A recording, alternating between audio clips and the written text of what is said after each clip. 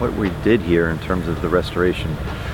The pond behind me, the window by the pond, was a pre-existing pond that was built in the 50s, and it had a asphalt liner, and it started to degrade and we were losing water, and it was pretty much overrun with invasive plants. There was some biological systems happening, but it was silted in and full of invasive plants. So after looking at it and reviewing the condition of it, David and myself decided to include this into the larger project scope. So we completely excavated the pond last year and put a clay underliner, rubber liner, and then sand, and then we looked at the plants that we wanted to introduce, and of course being natives and what they offered to both the visitor experience, because when choosing plants it's very important to keep that in mind because we still are a garden, but also how the plants would benefit the wildlife. So it was sort of a mix of decisions in order to choose the plant selection. As we were looking at this project, we looked at it in a bigger picture and we said, well, what if we had a system where we circulated the water from the pond into a wetland? The wetland acted like a biological filter, and the water went back into the pond with less nutrients. We did these by the park with the bigger plants.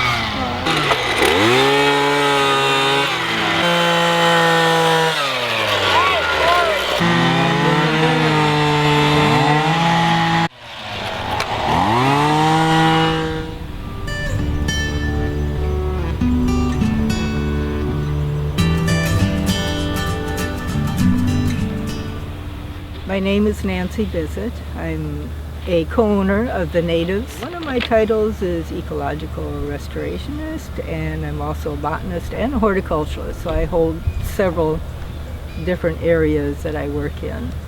And when Bok Tower decided to do this garden expansion, I was privileged to be able to work on several of the specialty areas, which included the bog and wet prairie and sandhill and flatwoods.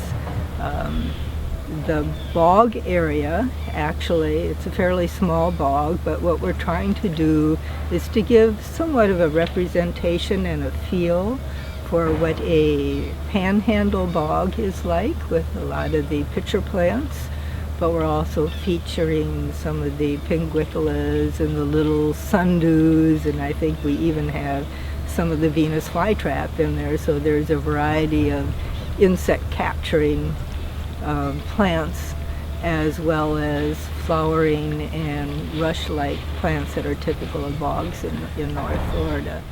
And then for the wet prairie, it's considered sort of an extension of the bog. It's maybe not quite as wet or as much inundated, and it's a little bit more representative of Central Florida.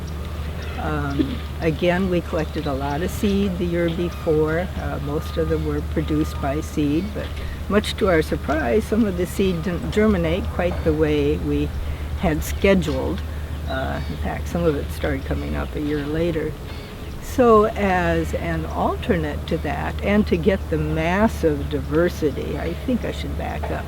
Wet prairie in Florida, as well as the flatwoods, are some of the most diverse ecosystems that we have in Florida.